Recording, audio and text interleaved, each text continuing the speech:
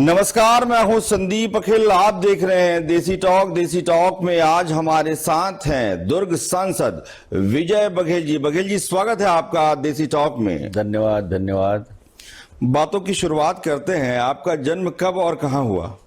मेरा जन्म दुर्ग जिला के ग्राम उरला है जी चरौदा बीएमवाई कुम्हारी और चरौदा के बीच में है जी वहाँ मेरा जन्म हुआ 1960 में। जी।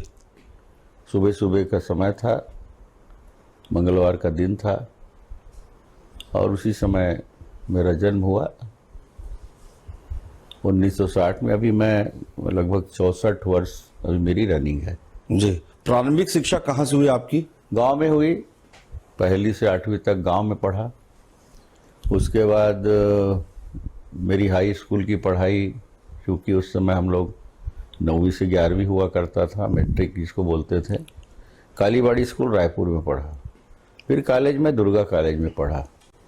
फिर 2 साल वहाँ पढ़ने के बाद खेल के नाम से मैं छत्तीसगढ़ कॉलेज में भी पढ़ाई किया 1-2 साल। तो इस तरह मेरी शिक्षा समय बेसमय अनेक जगह होती रही। राजनीति में कैसे आए आप? राजनीति में तो मेरी इच्छा कभी नहीं थी कि मैं राजनीति में आऊं।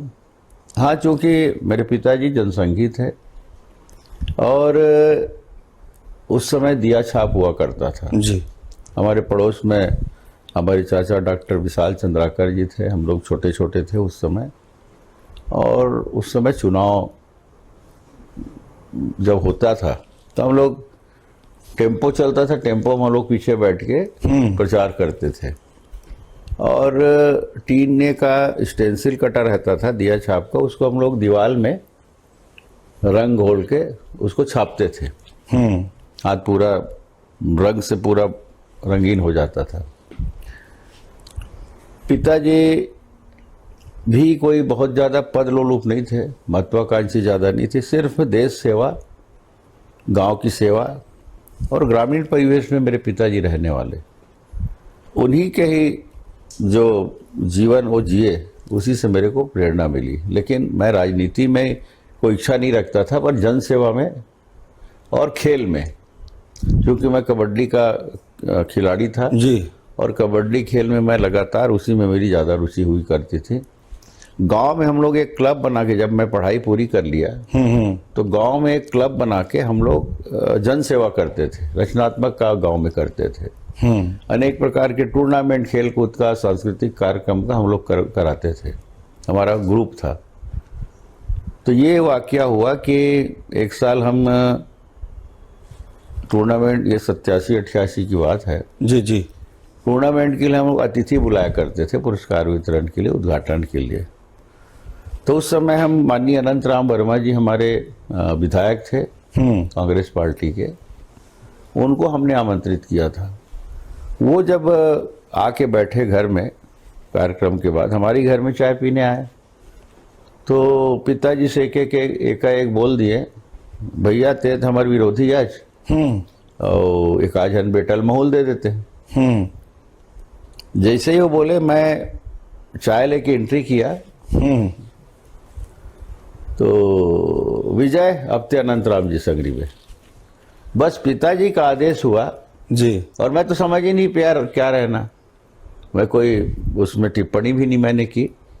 और 15 दिन बाद मेरी नियुक्ति पत्र आ गई ब्लॉक युवक कांग्रेस के अध्यक्ष के रूप में। इस तरह की सक्रिय राजनीति इस तरह हम लोग को तो मालूम नहीं था ये क्या है। फिर मैं उन्हीं के पास गया, प्रणाम किया उनको। मेरी समझ में तो आ नहीं रही थी क्या करना है, एकदम से अध्यक्ष बनना। फिर वो बोले कि जाओ आप, उस समय गजेंद्र ठाकुर जी निपानी वाले, हमारे पाटन निपानी में ही वो जिलाध्यक्ष थे, और ये एक रऊपुर ऐसी जी है वहाँ दुर्ग में जी, आज भी कांग्रेस पार्टी के लीडर हैं। वो महामंत्री थे, हमारे प्रभारी थे। तो उनके पास भेजे, वो सारे बातें उन्होंने समझाई और एक गठन किया मैंने कि महामंत्री, उपाध्यक्ष, सचिव, जो भी उसमें नाम्स था उसको पूरा किया।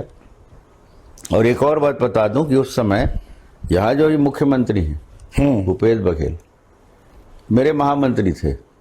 अच्छा। एक महामंत्री वो थे, एक खिलावन साहू जी हमारे गांव के थे। तो राजनीतिक शुरुआत उनकी भी उसी समय से हुई है। प्रधानमंत्री जी का ये जो 9 साल है और जिस तरीके से भारतीय जनता पार्टी इस 9 साल को लेकर जनता के बीच जा रही है, उसे लेकर आपका क्या कहना है? बहुत उत्साह है लोगों में, बहुत उमंग है, और 9 साल में वाकई में जिस तरह का परिदृश्य पूरे विश्व में भारत का बढ़ा है। और आप देख लीजिए, अभी अमेरिका गए थे, अमेरिका जैसे देश में उनका इस तरह स्वागत होना, और ये एक बार नहीं अनेक बार, अभी तो और ज़्यादा कितने उत्साह के साथ वहाँ पे मोदी जी ने अपना समय बिताया, और दोनों कितना खुश थे। पहले जब प्रधानमंत्री हुआ करते थे, वो जब किसी देश में जाते थे तो इस तरह का स्वागत सम्मान नहीं होता था, कब जाते थे कब आते थे पता ही नहीं चलता था। लेकिन आज जिस तरह हम लोग चाहे इंफ्रास्ट्रक्चर के रूप में प्रगति किए हों, चाहे वो अखंड भारत के निर्माण में हो, कश्मीर का जो मुद्दा था वो खत्म हुआ, चाहे वो राम मंदिर बनाने की जो बात थी, जटिलता थी उसमें, वो समाप्त हुआ, आज राम मंदिर बनने को तैयार है। साथ ही साथ अनेक योजनाएं स्वास्थ्य के लिए, शिक्षा के लिए, मूलभूत सुविधा के लिए, और महिलाओं को, युवाओं को किस तरह हम आगे बढ़ाएं, उसके लिए अनेक योजनाएं धरातल तक पहुंची है, उसका लाभ लोग ले रहे हैं। बहुत बड़ी बात यह है कि एक अभियान चला जन धन योजना का, और बड़ी संख्या में लोगों के खाते खुले बैंक में, उसका लाभ सीधा हो रहा है कि पहले इनडायरेक्ट पैसा आता था लोगों को, चाहे छोटे छोटे काम, मनरेगा का पैसा हो या अन्य प्रकार की सुविधा जो मिलती है, किसान सम्मान निधि की बात करूं मैं, वो डायरेक्ट पैसा लोगों के खाते में आ रहे हैं। मतलब बिचौलिया खत्म हो गया है, भ्रष्टाचार खत्म हो गया है। एक बात और कहूँ, 9 सालों में भारतीय जनता पार्टी के नेताओं के ऊपर कभी भी भ्रष्टाचार के आरोप नहीं लगे, ये बहुत बड़ी बात है। बिल्कुल, हिंदुस्तान में भ्रष्टाचार का आरोप ना लगे, ये बहुत बड़ी बात है। तो ये दृश्य बदले हैं, और आज भी पूरा विश्व भारत की ओर देख रहा है, हमारा मान सम्मान बढ़ा है। विदेशों में जो भारतवर्ष के लोग रहते हैं वो आज गर्व से कहते हैं कि हम भारतीय हैं। बहुत बड़ी बात यह हुई कि यूक्रेन और रशिया की जब लड़ाई हुई जी, तो रोक दिया गया युद्ध। मोदी जी ने कहा हम अपने लोगों को हम बाहर निकालना चाहते हैं, युद्ध रोक दिया गया। और फिर युद्ध शुरू भी हुई तो तिरंगे झंडे लपेट कर जो लोग वहां से निकलते थे उन पर न यूक्रेन वार करता था न रशिया। तो ये सम्मान कितनी बड़ी है, तिरंगे झंडे का सम्मान बढ़ा है, भारत का सम्मान बढ़ा है। और वो हमेशा कहते हैं मोदी जी कि हमारा दल बड़ा नहीं है, देश बड़ा है।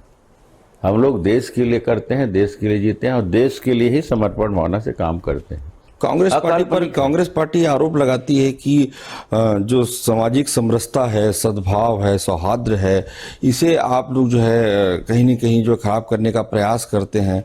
भारत देश में एक विभाजन रेखा खींचने का प्रयास करती है, कांग्रेस लगातार आरोप लगाती है। गलत बात है, कांग्रेस का काम है सिर्फ आरोप लगाना, धरातल में नहीं दिखता। आप यूपी का उदाहरण ले लीजिए, अभी नगर निगम चुनाव हुए, नगर कितने मुसलमान भारतीय जनता पार्टी के टिकट से जीत के आए। अब कौन सी बात कर रहे हैं? भारतीय जनता पार्टी ये कहती है कि हमारा सनातन धर्म, हिंदू जो हमारा धर्म है, वो ये कहता है कि दूसरे के धर्मों के साथ आप अन्याय ना करें, सब धर्मों से सम्मान करें। अगर हमसे कोई छेड़खानी करेगा तो हम चुप बैठेंगे क्या? हम तो उनके ऊपर वहाँ छेड़खानी नहीं कर रहे हैं। धर्मांतरण की बात होगी, उसको अगर रोकने की बात हम करेंगे तो क्या किसी के ऊपर हम आघात पहुंचा रहे हैं? क्यों आप हमारे घर में घुसोगे? हम तो आपके घर में नहीं घुस रहे हैं। यही बात, समरसता की बात अगर सबसे ज्यादा कोई कर रहा है तो भारतीय जनता पार्टी कर रही है। सबका सम्मान करो, सबसे सम्मान पाओ, ये भारतीय जनता पार्टी का मूल मंत्र है। और ये इनको दर्द होता है, ये बनावटी करते हैं। अभी या इसने क्या किया, कि वो जो पूर्व राष्ट्रपति थे, कल समाचार आया ओबामा जी का, कि हिंदुस्तान उन मुसलमानों के साथ, उनका इतिहास खोल के देख लीजिए अमेरिका का, किस तरह मुसलमानों के घर में कैसे घुस के उनको प्रताड़ित किया जाता था। आज उनको याद आ रहा है। यहाँ तो समरसता की बात हो रही है। हम जो हमारी मुस्लिम महिलाएं हैं उनको सम्मान दिया है प्रधानमंत्री जी ने। 3 तलाक का जो कानून था उसको बदल के आज हिजाब की बात करे, वो जो भी करे, उनके जहां जहां देश है वहां जो भी करे, हिंदुस्तान में वो बात होगी तो प्रताड़ित कर रहा है सरकार। और इसको ढिंडोरा पीटने वाला ये कांग्रेस की सरकार, विपक्ष के लोग। सामान्य नागरिक संहिता जो है उसको लेकर जो है लगातार जो यूनिफॉर्म सिविल कोड को लेकर चर्चा हो रही है, इसको लागू करने की बात हो रही है, इसे लेकर आपको क्या कहना है? बहुत जरूरी है। यही तो समानता है ना, समरसता समानता की बात को किसी कानून में लेकर आना क्या गलत है? आप ही बोल रहे हैं समानता होना चाहिए, समरसता होना चाहिए, और आप 50 किस्म के बात डाल रहे हो। आदिवासी के लिए ऐसा होगा, मुस्लिम को ऐसा होगा। अरे समरसता की बात हो रही है, किसी के अधिकार को छीनने की बात नहीं हो रही है। किसी का आरक्षण को हम नहीं छीन रहे हैं, किसी की मौलिक अधिकार को हम नहीं छीन रहे हैं। हम तो समरसता, सहिष्णुता और समानता इस ध्येय से यूनिफॉर्म सिविल कोड आ रहा है, तो उसमें गलत क्या है? अगर उसको कानूनी हम लोग जामा पहना रहे हैं तो उसमें गलत क्या है? इतने साल तक तो पेंडिंग रखे लोग, अब उस पर सवाल खड़ा कर रहे हैं। विपक्ष भी एक हो रहा है, एकजुट हो रहा है, लगातार बैठकें चल रही हैं। 2023 में छत्तीसगढ़ में विधानसभा का चुनाव, उसके बाद 2024 में सीधा लोकसभा का चुनाव है। तैयारियां जो हैं सबको एकत्रित एक छतरी के नीचे लाने का प्रयास किया जा रहा है। उसका कितना असर पड़ेगा, कितना फर्क पड़ेगा? अनेक बार हुआ है, पहली बार थोड़ी है। जब भी चुनाव आते हैं तो एक हो जाते हैं, और उसके बाद कहाँ कहाँ जाते पता नहीं चलता। पहले अपने राज्यों में तो एक हो ले वो लोग। देशी दिखता है क्या? राज्य क्यों नहीं दिखता? राज्य में वहाँ पे अखिलेश अपना राग अलापेगा, वो कांग्रेस अपना राग अलापेगा। अरे वहाँ भी तो एक हो जाओ। जब एक होने की बात है हर जगह हो। हम लोग दूसरे को दिखाने के लिए पहले घर में तो एक हो जाए, उसके बाद बाहर हो। ये 50 कोशिश कर ले, इनकी पीड़ा दर्द बस मोदी जी है। यही उनकी लोकप्रियता है। विपक्ष जितना कोसेगा मोदी जी को, वो इतने ताकतवर होंगे। और ये बनावटी बातें कई बार हो चुका है ना, पहली बार थोड़ी। अभी जो कुछ परिणाम आए जिसमें कांग्रेस को जीत मिली विधानसभा चुनाव में, तो कांग्रेस पार्टी का कहना है कि भारत जोड़ो यात्रा का ये असर है। आप क्या मानते हैं? कोई असर नहीं है, झूठ बोलने का असर है। जिस तरह छत्तीसगढ़ में झूठ बोल की सरकार बनाई, जिस तरह आप पार्टी ने पंजाब में झूठ बोल के सरकार बनाई, जिस तरह दिल्ली में वो लोगों को छल कपट करके सरकार बनाई, वैसे ही हिमाचल में और कर्नाटक में हुआ है। यहाँ तो सरकार बनी, अब क्या हो गया? कहाँ है उनके 36 वादे? वैसे ही वादे वहाँ के हैं कर्नाटक में। अभी से मुकरना शुरू हो गया। लोग अभी सोचने लग गए कहाँ कहाँ इनको वोट दे दिए, अभी से। वहाँ भी आपके मीडिया के लोग संपर्क में हैं, आप पूछिएगा उनसे। हम तो पूछते, हिमाचल में भी वही स्थिति है। मतलब खुद ही बोले खुद ही मुकर रहे, बना लिए सरकार, बस ऐस करो। जो स्थिति छत्तीसगढ़ में वो सभी जगह। धर्मांतरण को लेकर क्या सोचते हैं? छत्तीसगढ़ की वर्तमान स्थिति क्या है? छत्तीसगढ़ में विकराल स्थिति है और कैंसर की तरफ फैल रहा है। इसको रोकना बहुत आवश्यक है। एक ऑपरेशन होना जरूरी है। कैंसर का जैसे ऑपरेशन करते हैं ना, वो जरूरी है। और ये सरकार उसमें लिप्त है। जहां भी ऐसे वाकया होते हैं, लोग उसको FIR कराने जाते हैं, नहीं किया जाता। और जो गलत करने वाले हैं उनके तरफ से सही करने वाले के ऊपर धाराएं लग जाती हैं। ये पूरी तरह इसमें संलिप्त है। और इनको ये लग रहा है कि अगर ये सब धर्मांतरण कर लेंगे तो हमारा वोट पक्का हो जाएगा। वोट की राजनीति में समाज को बर्बाद कर रहे हैं। वोट की राजनीति में व्यक्ति को अपना धर्म बदलने में मजबूर कर रहे हैं। तो ये बहुत बड़ा पाप है और यही पाप इनको ले डूबेगी। आदिवासियों की क्या स्थिति है? जिस प्रकार से नंद कुमार साहब पुराने नेता भारतीय जनता पार्टी के संघ से जुड़े रहे, भारतीय जनता पार्टी में बड़े पदों पर रहे, कांग्रेस में चले जाते हैं और कांग्रेस पार्टी ये कहती है कि आदिवासियों का जो भरोसा है, विश्वास जो है, वो धीरे धीरे भारतीय जनता पार्टी से कम हो रहा है, छूट रहा है। ऐसे उदाहरण वो पेश करते हैं जिसमें वो कहते हैं कि विश्व आदिवासी दिवस के दिन ही आप अपने प्रदेश अध्यक्ष को बदल देते हैं। ये भारतीय जनता पार्टी की सोच है। एक तो मैं जब वो भारतीय जनता पार्टी में शामिल हुए, मैं उसी दिन मेरे को बहुत हंसी आई। इतने बुजुर्ग, इतने अनुभवी और इतने ज्ञानी कैसे कांग्रेस में शामिल होने का मन बना लिए। मतलब अपनी दुर्गति कर लिया और आज दुर्गति है। एक बार जब बम फूटा है, बस बम भी नहीं फूटा, फुस्सी बम है, वो गए तो अभी कहीं है, दिखते हैं, कहीं दिखते हैं, कहाँ गए वो? मुख्यमंत्री जी हर कार्यक्रम में उनको अपने साथ लेके चलते हैं। नहीं, कहाँ करते हैं, मैं तो कभी देखा नहीं हूं। हो सकता है आदिवासी कार्यक्रम होता होगा तो ले जाते होंगे, हम भी तो देख रहे हैं ना। हाँ, उनसे बात हो रही है, अरे क्या निर्णय ले लिया, वो कुछ सोच रहे। इससे ज्यादा सम्मान भारतीय जनता पार्टी में थी। क्या नहीं दिया भारतीय जनता पार्टी ने उनको? राज्यसभा सांसद बनाए, लोकसभा की टिकट दी, विधानसभा में गए, नेता प्रतिपक्ष बनाए, राष्ट्रीय स्तर पे उनको पद दिए। तो हर हमेशा आप पद के पीछे भागोगे, अपने स्वार्थ में भागोगे तो ऐसी गड्ढे में गिरोगे।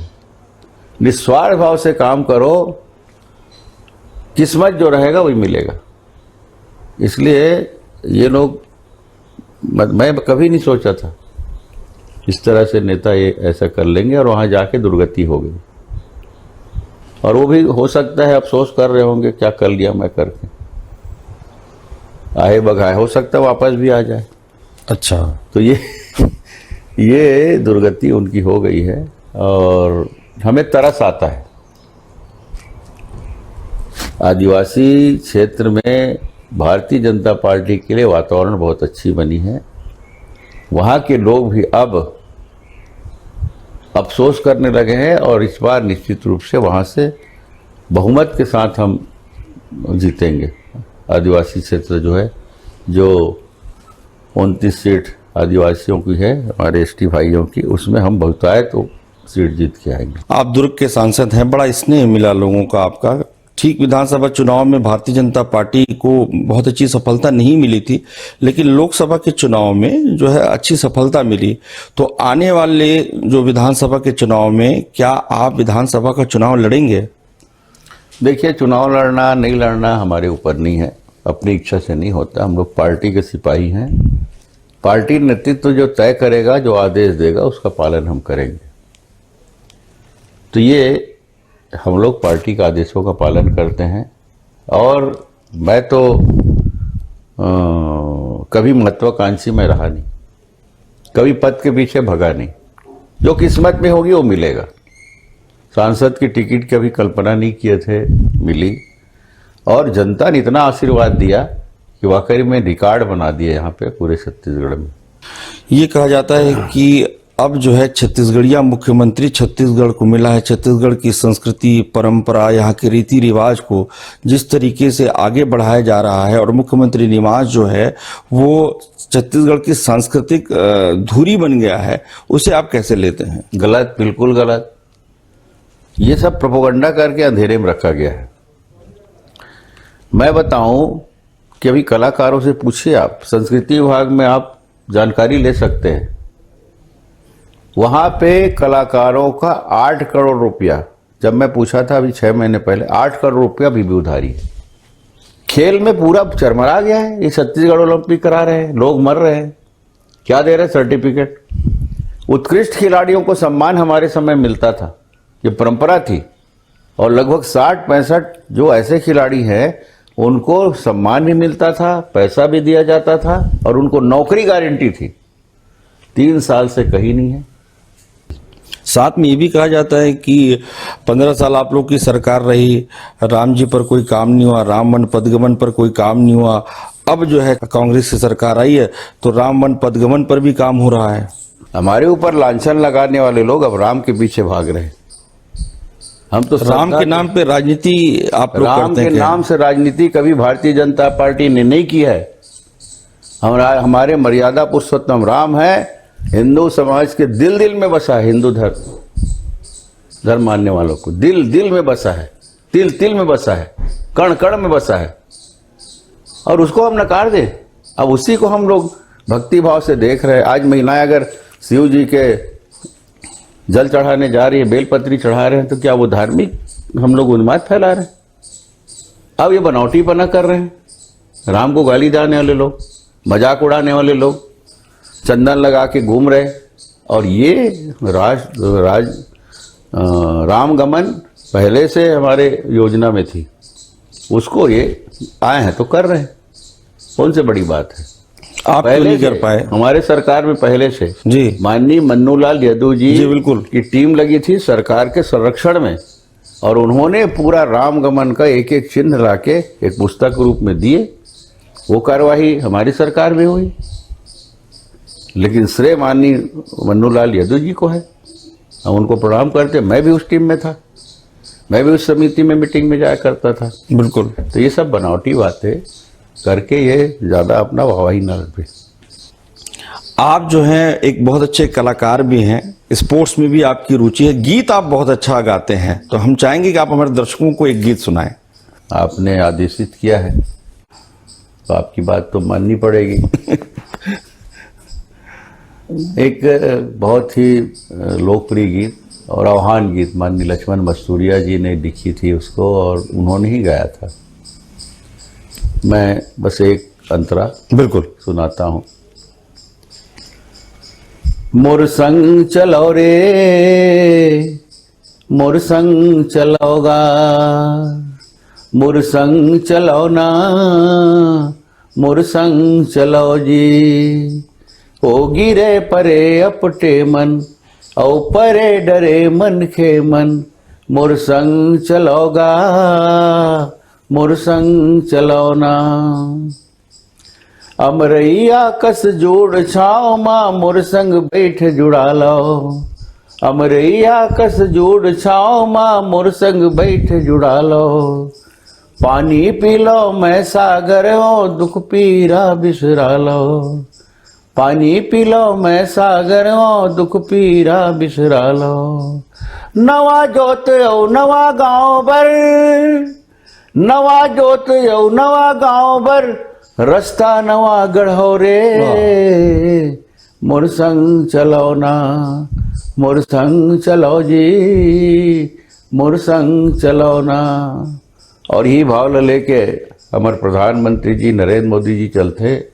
सबो जन ला साथ लेना है, सब ला समान सम्मान देना है, और अपन साथ साथ ही देश ला आगे बढ़ाना है। यही भाव हमारे छत्तीसगढ़ ला आगे बढ़ाना है, ये भाव एक गीत में समा है। बहुत सुंदर आप गीत गाए। छत्तीसगढ़ के जनता ला का संदेश देना चाहो आप? मैं तो यही संदेश देहूँ कि जन महापुरुष मन हमारे सपना देखे है, चाहे वो डॉक्टर खूबचंद बघेल जी हो, चाहे वो सुंदरलाल शर्मा जी हो, चाहे प्यारेलाल जी ठाकुर हो, जेमन छत्तीसगढ़ राज बनाए और अपन कुर्बानी दे दी। स्वामी आत्मानंद जी से एक महात्मा, और न जाने कितने कहूँ हमन नाम की नाहू तब बड़ जन है, वो मन निस्वार्थ भाव से छत्तीसगढ़ राज बनाए के सपना देखिस, और हमार सुघर छत्तीसगढ़ बने। सबसे बढ़िया छत्तीसगढ़िया काबर की थन, पूरा देश में आज भी ना रहे। वही भाव से हमारे छत्तीसगढ़ी बने, नशा मुक्त हो, जुआ सट्टा से मुक्त हो, शांति व्यवस्था हो, भाईचारा बढ़े, आपस में हम सब धर्म और सब समाज के लोग एक सूत्र में बंध के रहन। हमारे किसान भाई मनवर, हमारे मजदूर भाई मनवर, और सबो वर्ग पर एक अच्छा रास्ता विकास के खुला है।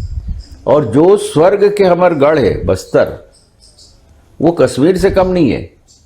ऐसा बस्तर हम सजा के संवार के रखन, नक्सली पूरा खत्म हो, ये भाव के साथ हमला मिलजुल के काम करे लगी, तभे हमारे छत्तीसगढ़ के मूल भावना के स्वरूप जिंदे दिखी।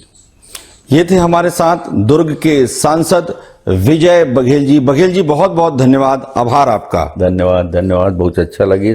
और आप सबो देखने वाला मन बहुत बहुत धन्यवाद। जोहार, फिर से एक बार जय श्री राम।